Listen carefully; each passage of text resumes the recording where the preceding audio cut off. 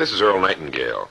The purpose of this recording is to tell you about and try to condense one of the most amazing books ever written, Think and Grow Rich by Napoleon Hill. Without question, this single book has had a greater influence on the lives, accomplishments, and fortunes of more individuals than any other work of its kind. All over the free world, there are literally thousands of successful men in all lines of work who are where they are today because they once picked up and bought a copy of Think and Grow Rich, and they'll be quick to tell you so. I first discovered this remarkable book in the fall of 1949. It was of enormous help to me. It helped me decide once and for all how I was to accomplish my goal. It unified my thinking and gave me a straight, clear road to the point I had decided to reach. One of my closest friends found the book several years ago and stayed home for 3 days reading and digesting its material, and he then went on to reach the top in his industry. I've sat in richly paneled, carpeted executive offices and listened to world-famous business leaders, some of them old enough to be my father, tell me that everything worked out fine after they had read Think and Grow Rich. Now, what's the secret of this amazing book? Why has this book, out of all the thousands of self-help books, remained the one towering giant? I think to understand this, you have to know Napoleon Hill as I do. He certainly was not the first man to be appalled at the poverty and seemingly endless struggle and lack of direction he saw about him as a boy and as a young man, nor was he the first to write on the subject. But he possessed two unique, highly developed abilities seldom found in one man. The first was in the manner in which he approached his subject. Napoleon Hill went after the answers to achievement in the same way a scientist seeks to open to the light of reason a secret of nature. He went after the solution to accomplishment in the same way Thomas Edison discovered the solution to the electric light, relentlessly, indefatigably, implacably, until the truth, which had been there all the time, was revealed to him. His second important ability was the knack or skill of writing about his findings in such a way that it was instantly understood intellectually, but what is perhaps even more important for this particular subject, understood emotionally as well. When the last page of Think and Grow Rich was read, the hand which put the book down on the table was a different hand. The man who then stood and walked out into the world was a changed man. The suffocating, entangling webs of self-imposed frustration and indirection had fallen away, and now the way was clear. The man was now the possessor of the unique, unseen talent for turning dreams into reality, thoughts into things. So-called fate or the idle effects of exterior circumstances were no longer in command. He who had been a passenger was now, suddenly, the captain. To begin, we have to understand the simple truth, the principle or philosophy which lies as the supporting structure of this work. Unless whatever it is you build is based on truth, you will end with the entire structure fallen and scattered about you like the armor of Homer's ancient warriors. It simply cannot stand. It cannot withstand the test of time. The reason Think and Grow Rich has withstood the test of time is because it rests on the broad, clean foundation upon which may also be found every accomplishment of man, the clear, unchallengeable fact that everything begins with an idea. A philosophy based on the fact that riches of every kind begin with the state of mind, that one may start with nothing but thoughts, ideas, and organized plans.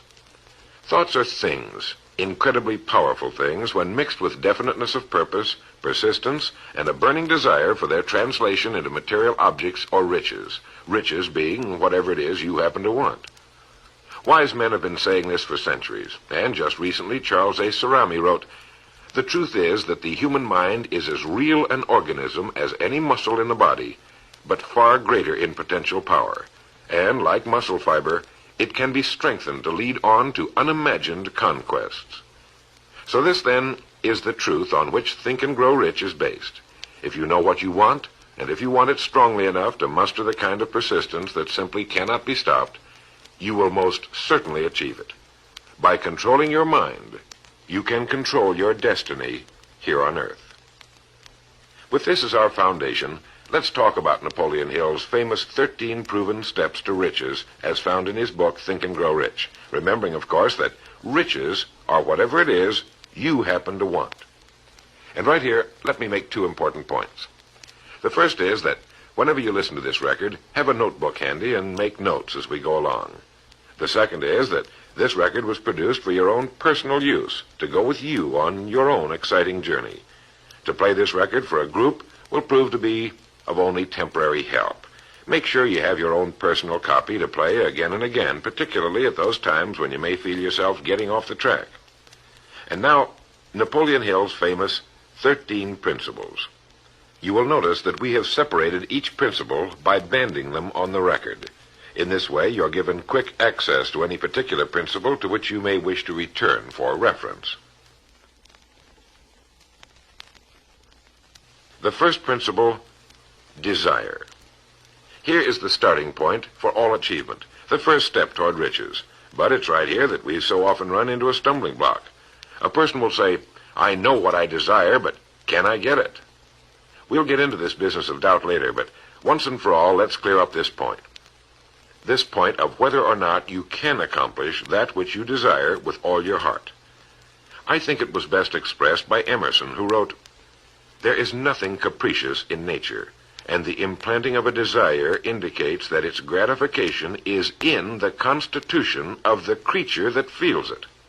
In other words, you would not have the desire unless you were capable of its achievement. Each of us has a built-in governor, and our desires are modified by our abilities and leanings.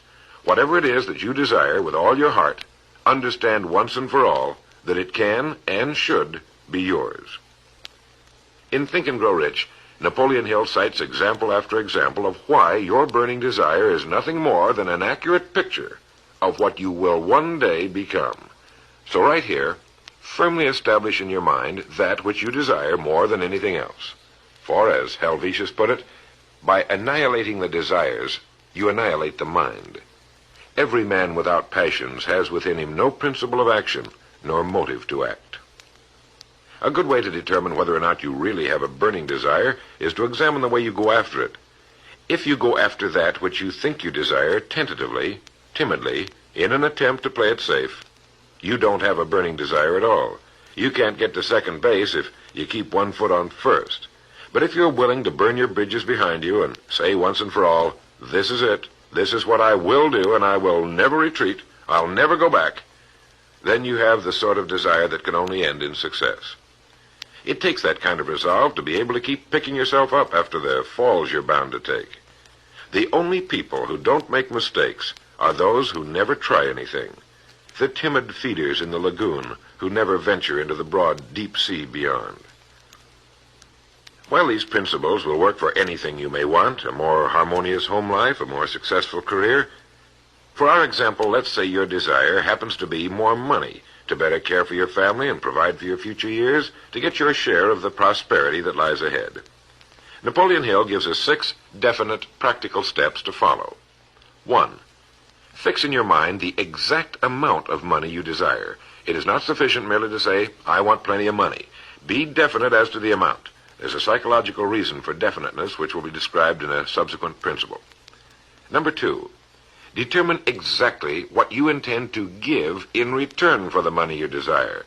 There's no such reality as something for nothing. 3. Establish a definite date when you intend to possess the money you desire. And 4.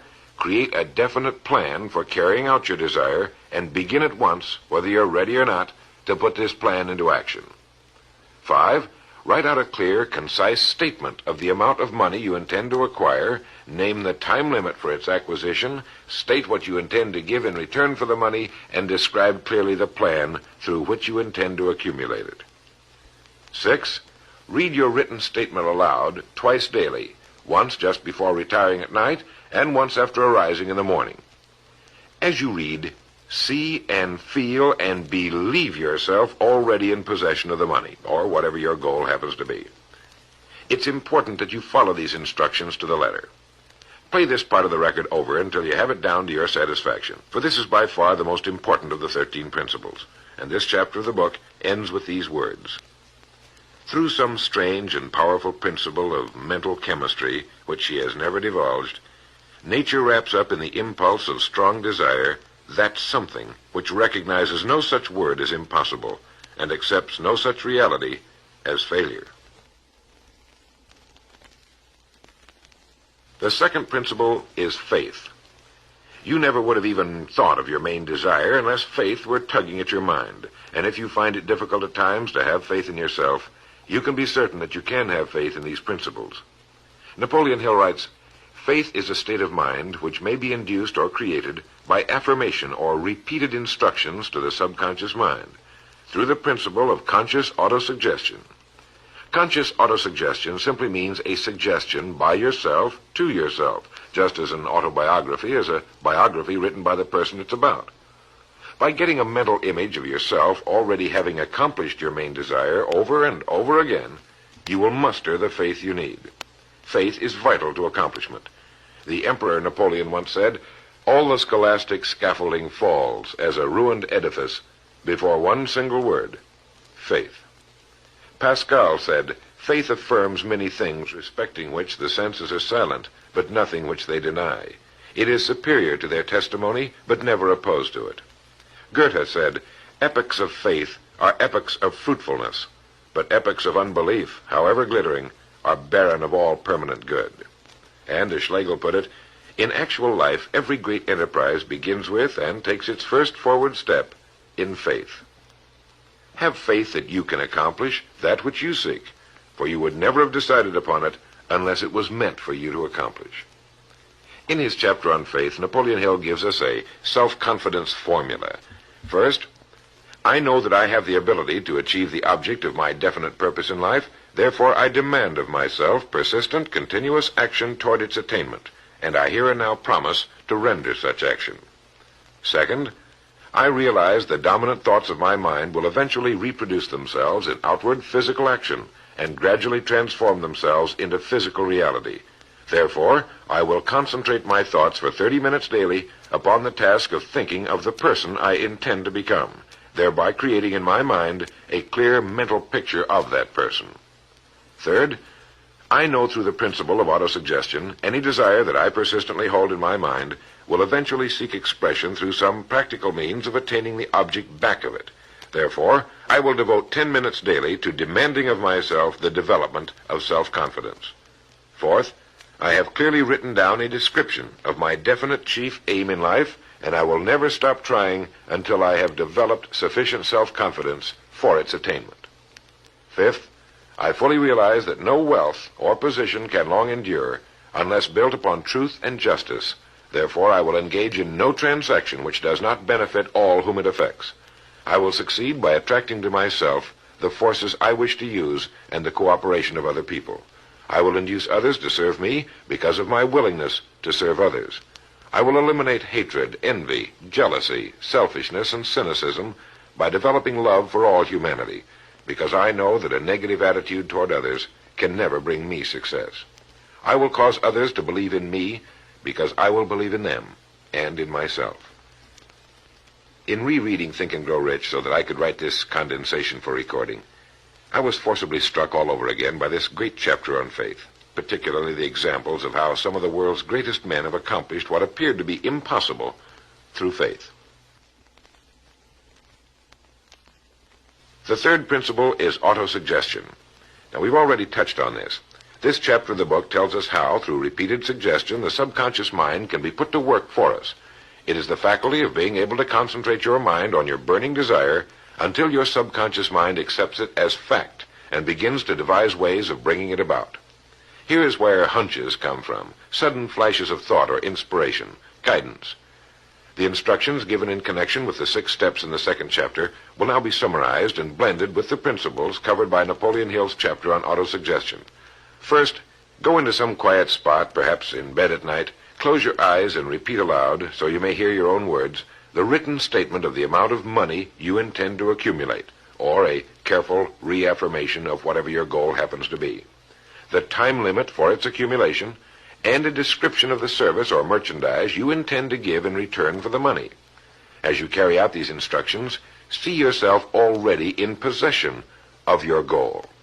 For example, suppose that you intend to accumulate $50,000 by the 1st of January, 5 years from now, that you intend to give personal services in return for the money in the capacity of a salesman. Your written statement of your purpose should be similar to the following. By the 1st day of January, 19, whatever it happens to be, I will have in my possession $50,000, which will come to me in various amounts from time to time during the interim. In return for this money, I will give the most efficient service of which I am capable, rendering the fullest possible quantity and the best possible quality of service in the capacity of salesman of, and here describe the product or service you intend to sell or whatever it is you do for a living. It goes on. I believe that I will have this money in my possession. My faith is so strong that I can now see this money before my eyes. I can touch it with my hands. It is now awaiting transfer to me at the time and in the proportion that I deliver the service I intend to render in return for it. I am awaiting a plan by which to accumulate this money, and I will follow that plan when it is received. Second, repeat this program night and morning until you can see in your imagination the money you intend to accumulate. Third, place a written copy of your statement where you can see it night and morning, and read it just before retiring and upon arising until it's been memorized. As you carry out these instructions, you are applying the principle of autosuggestion. The fourth principle is specialized knowledge. It is here that I think Napoleon Hill makes a very important point. Knowledge is power only to the extent that it is organized into a definite plan of action and directed to a definite end. To quote from the book, before you can be sure of your ability to transmute desire into its monetary equivalent, you will require specialized knowledge of the service, merchandise, or profession which you intend to offer in return for fortune. Perhaps you may need much more specialized knowledge than you have the ability or the inclination to acquire. And if this should be true, you may bridge your weakness through the aid of your mastermind group. More on this later, but for now realize that you must learn all you can about your specialty. Set aside a definite time every day for learning more about what it is you do for a living. Take the courses that are offered on your subject and associate with men who know your business well. The fifth principle is imagination. The imagination is literally the workshop wherein are fashioned all plans created by man. The impulse, the desire, is given shape, form, and action through the aid of the imaginative faculty of the mind. It has been said that man can create anything he can imagine.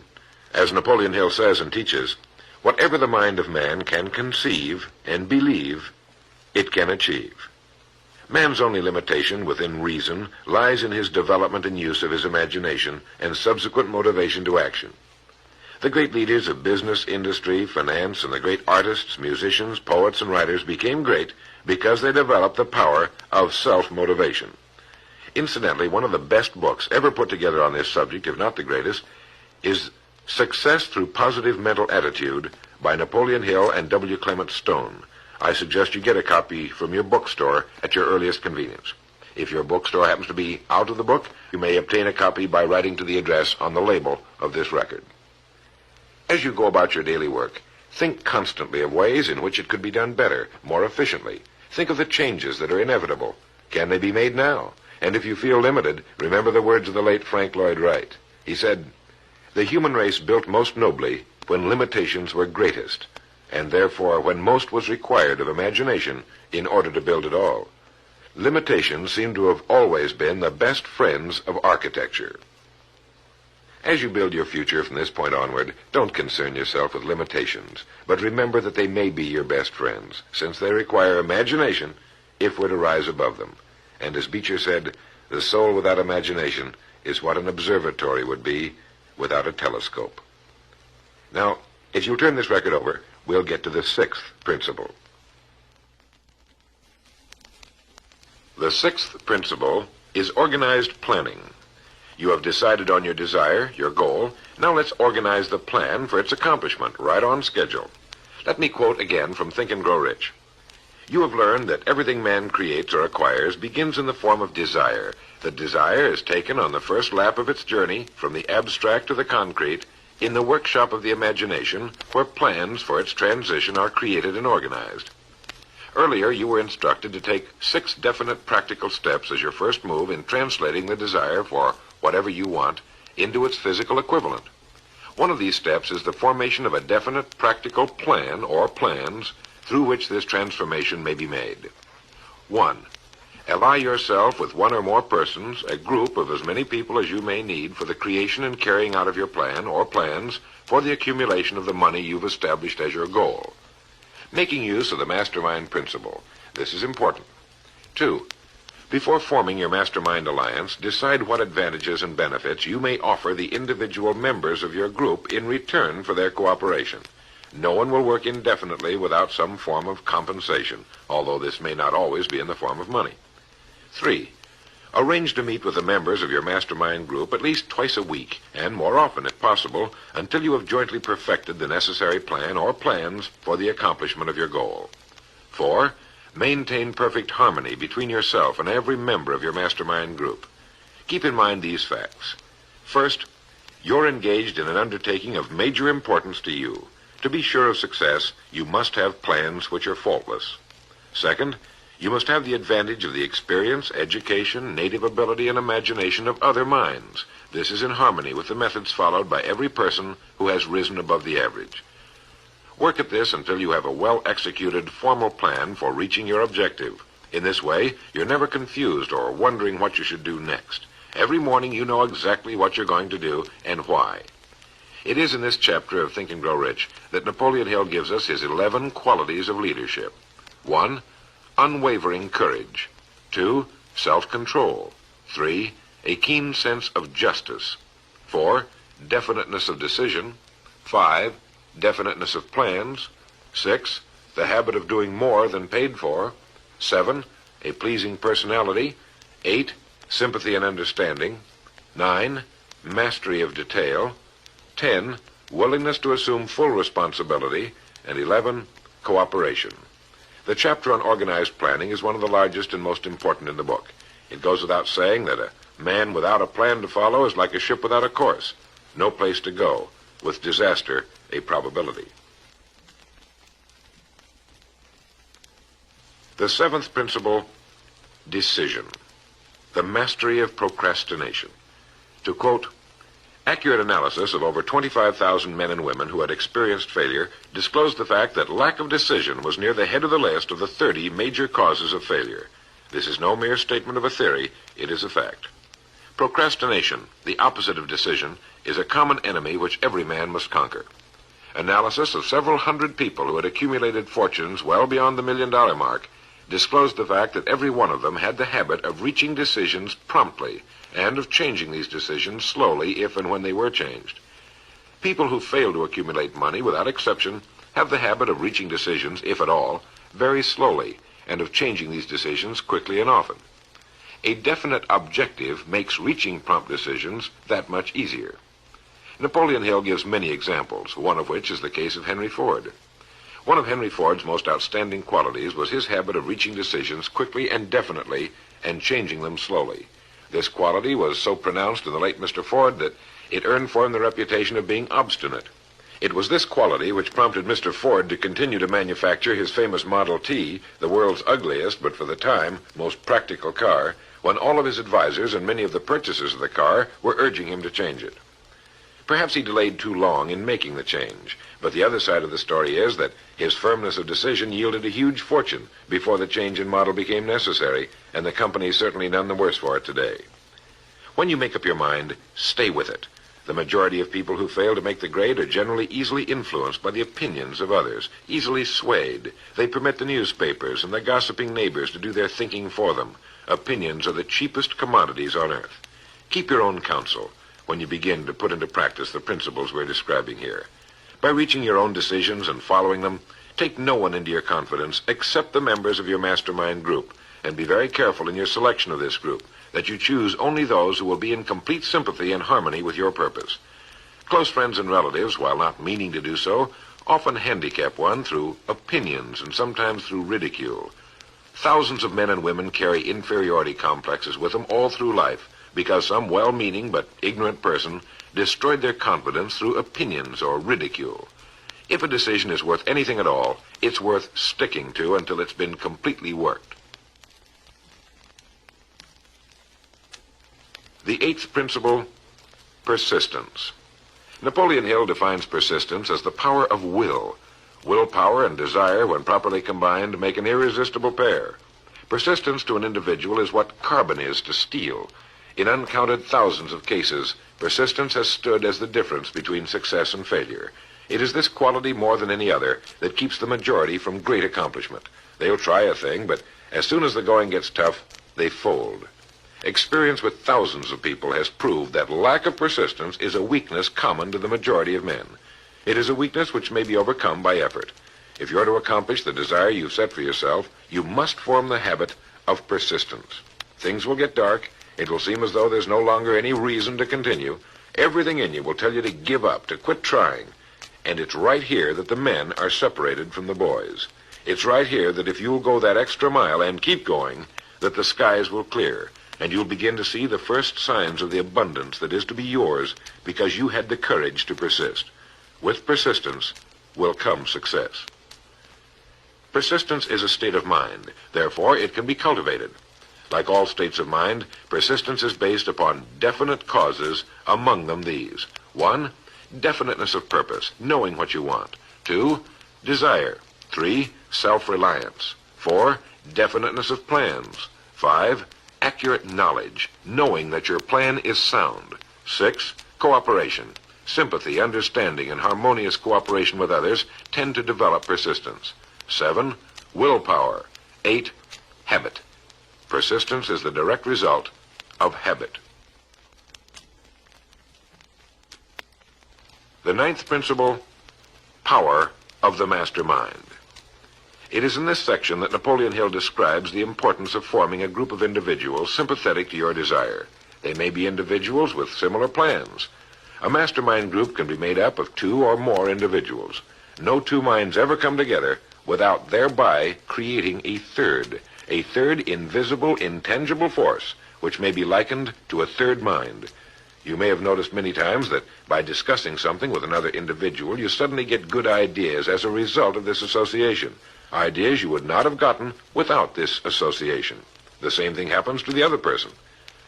A lot of good ideas have been born in individual minds as a result of having met in committee. Associating with your mastermind group is not meant as a means of letting others do your thinking for you. Far from it.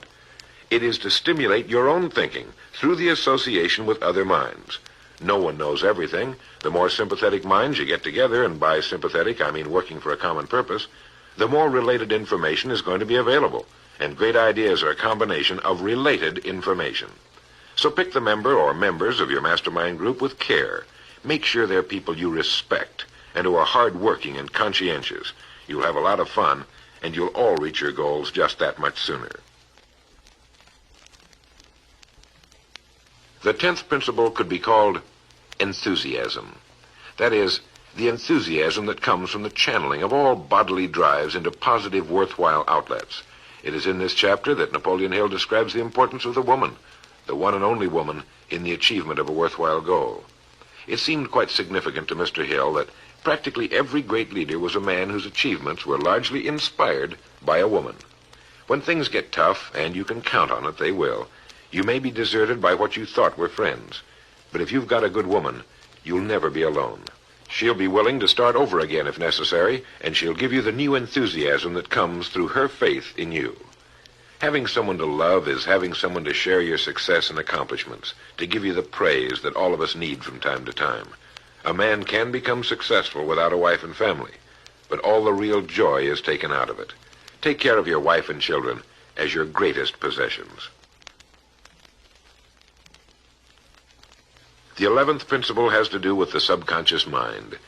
The subconscious mind consists of a field of consciousness in which every impulse of thought that reaches the objective mind through any of the 5 senses is classified and recorded, and from which thoughts may be recalled or withdrawn as letters may be taken from a filing cabinet. It receives and files sense impressions or thoughts, regardless of their nature. You may voluntarily plant in your subconscious mind any plan, thought, or purpose which you desire to translate into its physical or monetary equivalent.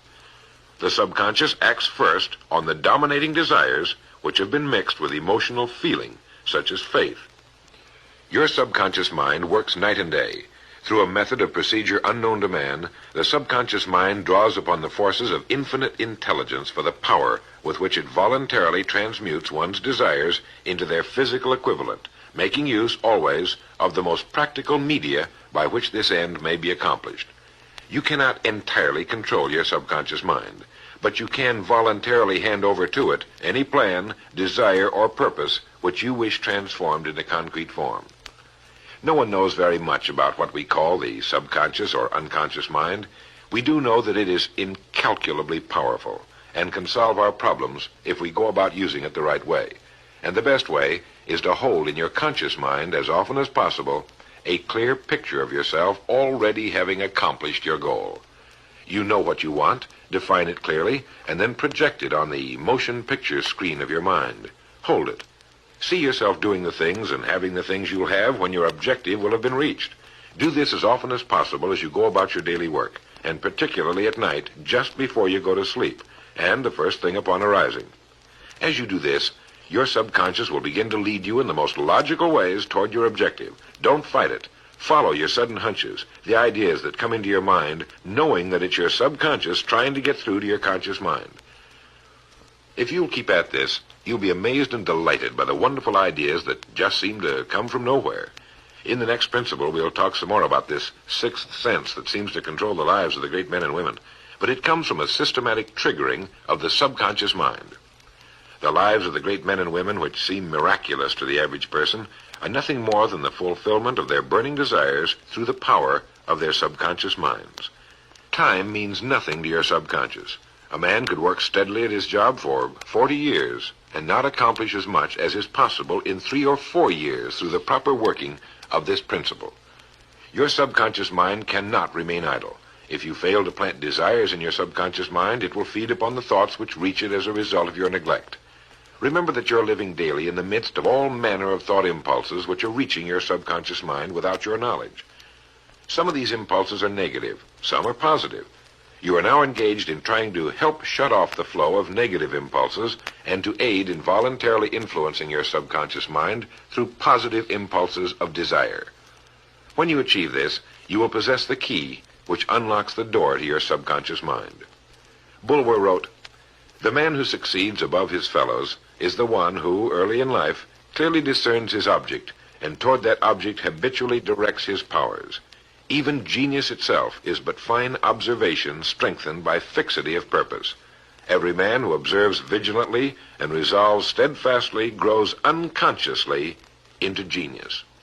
The key word there is unconsciously. Know what you want. Decide once and for all that it will be yours. Remain steadfast on course, propelled by faith, and your subconscious or unconscious mind will do the rest. The 12th principle, as outlined in Think and Grow Rich by Napoleon Hill, has to do with the brain.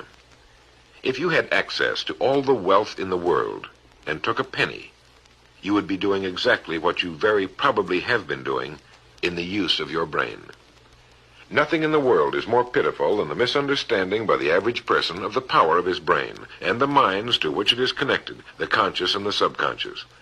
You own in your brain the most marvelous, miraculous, inconceivably powerful force the world has ever known. Take, for example, the fact that the number of lines which connect the brain cells with one another equal the figure 1 followed by 15 million ciphers. It has been determined that there are from 10 to 14 billion cells in the average human cerebral cortex. It is inconceivable that such a network of intricate machinery should be in existence for the sole purpose of carrying on the physical functions incidental to growth and maintenance of the physical body. This is the mechanism that has given us the supersonic airplane, our deep rocket probes into outer space, the sciences, the arts, all that we know and use today and will use tomorrow, have hatched from this small gray mass each of us carries around. Can you doubt, even for a moment, that it can bring you and yours everything you want here on Earth? Of course it can. If you will recognize your power as an individual and stop acting like those who have never even thought about it. Give it the job you've decided to accomplish and watch it handle it. The 13th and final principle is called the sixth sense. The sixth sense can be described as the sense through which infinite intelligence may and will communicate voluntarily without any effort from or demands by the individual. This principle is the apex of the philosophy. It can be assimilated, understood, and applied only by first mastering the other 12 principles. The sixth sense is that portion of the subconscious mind which has been referred to as the creative imagination. It has also been referred to as the receiving set, through which ideas, plans, and thoughts flash into the mind. The flashes are sometimes called hunches or inspirations. The sixth sense defies description. It cannot be described to a person who has not mastered the other principles of this philosophy, because such a person has no knowledge and no experience with which the sixth sense may be compared. The sixth sense is not something that one can take off and put on at will. Ability to use this great power comes slowly through application of the other principles we've outlined. Many individuals come into a workable knowledge of the sixth sense even before the age of 40, but more often the knowledge is not available until one is well past 50, and this for the reason that the spiritual forces with which the sixth sense is so closely related do not mature and become usable generally except through years of meditation, self-examination, and serious thought.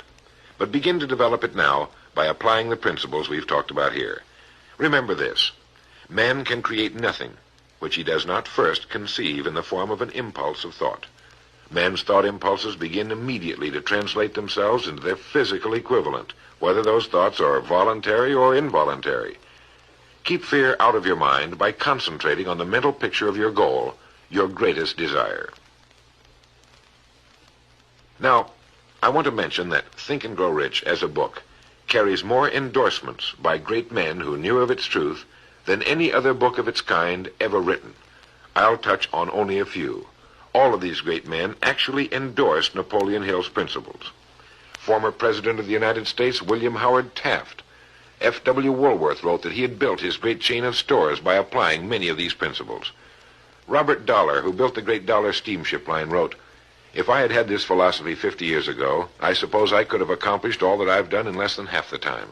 I sincerely hope the world will discover and reward you." Samuel Gompers wrote that the mastery of these principles is the equivalent of an insurance policy against failure. President Woodrow Wilson. John Wanamaker, the merchant prince, wrote, "I know that your fundamentals are sound because I've been applying them in my business for more than 30 years.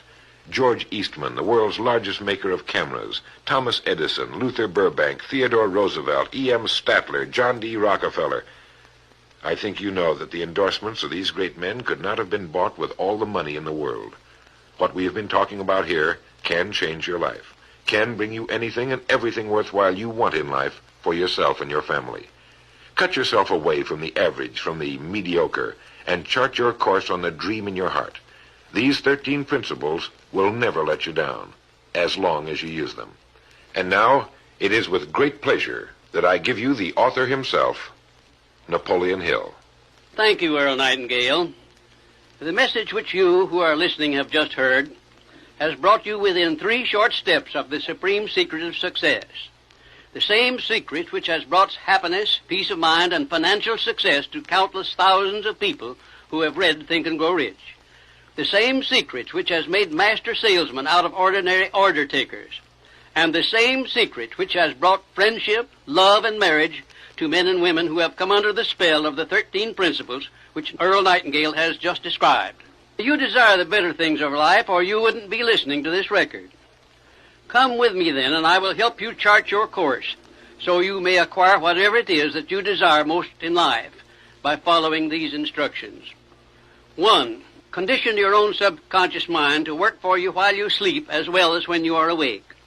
You can do this by playing this record to yourself every night just before you retire.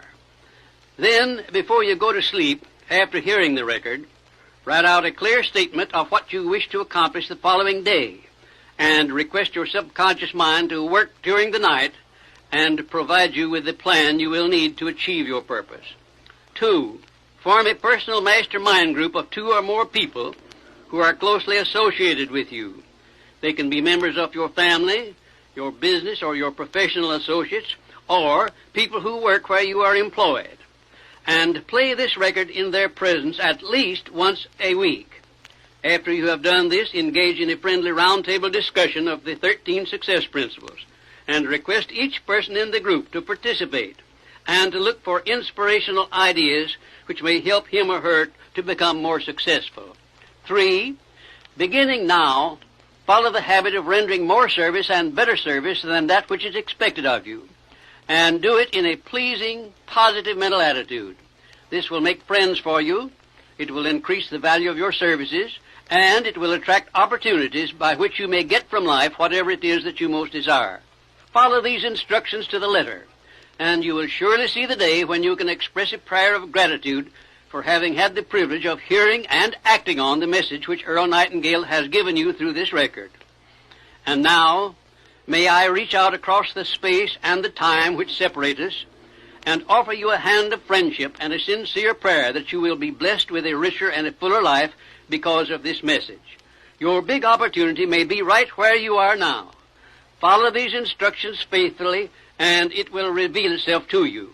This is Napoleon Hill saying, don't search for opportunity in the distance, but recognize it and embrace it right where you are.